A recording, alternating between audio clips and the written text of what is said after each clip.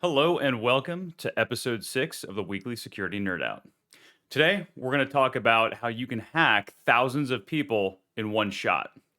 Before we get started, if you haven't, subscribe to the channel and click the bell. You'll get notifications right away when videos go live. All right, let's dig in. So, what happened? Well, last week, Proofpoint talked about a supply chain attack that impacted an advertiser. Now, a hacker broke into that company and modified some code that then pushed out to over 250 news sites so that when users were visiting that, they would then get infected with this sock Golish malware. Now, that malware then can lead to other things. Particularly, what we've seen in the past is that you had Cobalt Strike, which is a post exploitation framework, meaning attackers can log into the systems and then move around the environments. And then that ultimately led to a wasted locker ransomware event. So this one is really cool. So I'm really excited to dig into how this attack really happens because it combines a lot of really cool different things. You have supply chain attack, you have these drive-by downloads, which is also known as a watering hole attack, where all these users go to a common site, the attacker breaks into that site, modifies it, and then infects those systems. So a lot of cool different moving parts here. All right, so let's dig into that. All right, so we have our Sage here where we have an advertiser. Now, that advertiser is typically going to be serving up ads or video content to a variety of different websites. Now, in this particular case, we have the news sites that have an existing relationship with this advertiser. And so during normal business, that advertiser is going to push out different ads, different videos, things of that nature. Everything works as intended.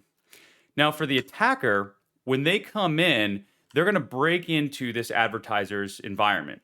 Inside of that environment are going to be some web servers and various application servers that are going to control exactly what ads are getting distributed out and all of the content within that. So when the attacker gains access into those servers, they're then modifying a JavaScript file. Now, this JavaScript file is just code that will run on the browser. It helps automate a lot of different things. So the attacker finds a legitimate JavaScript file and then inserts malicious code to run the commands that he wants to happen, in particular to install that sock Golish malware. Now, following that similar pattern, just as that advertiser is going to push out legitimate ads, it's also now going to push out that malicious JavaScript code. And so now we have all of these websites, these different news sites that are offering up different articles, et cetera, that when users are going to go to them, those users are now going to become infected. So we have Dave. Dave is one of those users.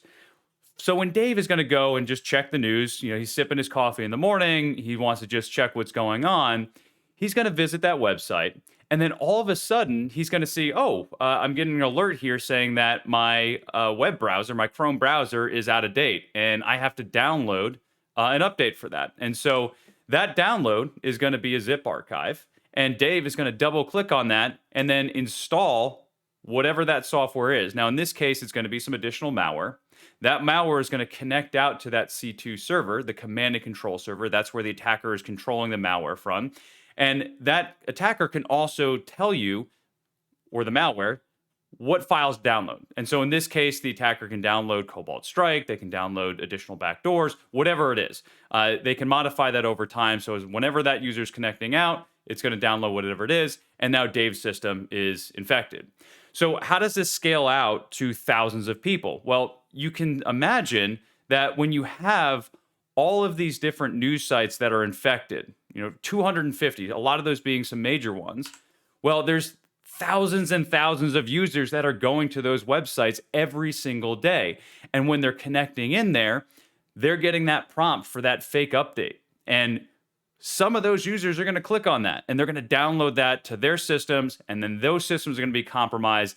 And then if those systems are then inside of a corporate environment, you can see that the attacker can get access in and then they can spread through there. And that can ultimately lead to a ransomware attack. So this is how attackers leverage a supply chain attack to infect all these systems. They then use a drive-by download or a watering hole attack so that normal users that are just accessing these websites in their normal day are getting infected. And that's, again, how you're going to lead to thousands and thousands of people getting infected. All right, that's all we've got for this week. Again, like, comment, and subscribe. The more that we do here, the more information we can spread for everyone else. If you haven't looked at it yet, take a look at the IT basics videos that we sent out last week.